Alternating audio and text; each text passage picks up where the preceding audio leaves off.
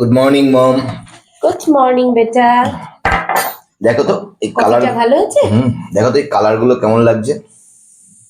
কেন বাবা, কিসের কালার এগুলো? আমি ভাবছি মৌ মৌ আসার আগে ঘরগুলো একটু কালারটা চেঞ্জ করব, তাহলে মৌয়েরও একটু ভালো লাগবে, কি বলো? কিন্তু তুমি করাতেই পারো, তুমি বাড়িতে রং চেঞ্জ করাবে সেটা তোমার ব্যাপার, কিন্তু তুমি তো বিয়ের পর মৌকে নিয়ে এখানে থাকছো না। মানে? হ্যাঁ, আমি আর তোমার বাবা একটা ডিসিশন নিয়েছি যে বিয়ের পর তুমি আর মৌ হয় তুমি ফ্ল্যাট কেনো, 2-3 মাস বাকি আছে, আইদার তুমি কোনো রেন্টে কোনো ফ্ল্যাটে শিফট হবে, তুমি আমাদের সাথে এখানে থাকছো না। বিয়ের পর নিজের বাড়ি থাকতে আমি অন্য অন্য জায়গায় ভাড়া গিয়ে থাকবো, নিজের বাড়ি ছেড়ে দেবো? তুমি ফ্ল্যাট কেনো, কারণ তুমি এখানে মৌকে নিয়ে একসাথে থাকতে পারবে না। আমি আমার বাড়ি ছেড়ে দেবো? হ্যাঁ, কারণ মৌ তো মৌয়ের বাড়ি ছেড়েই এখানে আসছে। মৌয়ের বাবা মাকে ছেড়ে এখানে আসছে, তাহলে তুমিও তোমার বাবা মাকে ছেড়ে গিয়ে অন্য জায়গায় থাকবে? মেয়ে বিদায়ের কষ্টটা কেন শুধু মেয়ের বাবা মাই পাবে, ছেলেরাও একটু পাক। তোমরা দুজন একা রাত বেরাতে কোনো অসুবিধা হলে তখন কে দেখবে তোমাদের? যুগ বদলাচ্ছে বাবা, নিজের মেন্টালিটিটাও বদলা। মৌয়ের বাবা মারও তো মৌ একমাত্র মেয়ে, ওর বাবা মা অসুস্থ হলে কি হবে?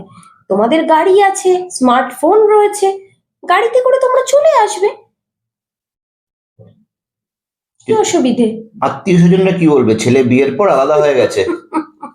এই স্মার্ট যুগে এসে তুমি আত্মীয় স্বজন নিয়ে চিন্তা করছো? ওগুলো আমি ম্যানেজ করে নেব, তোমার বাবা কথা বলে নেবে, এগুলো নিয়ে তোমায় ভাবতে হবে না। তুমি তোমার আর মৌয়ের নতুন সংসার নিয়ে ভাবো, সেটাতেই তোমরা ভালো থাকবে।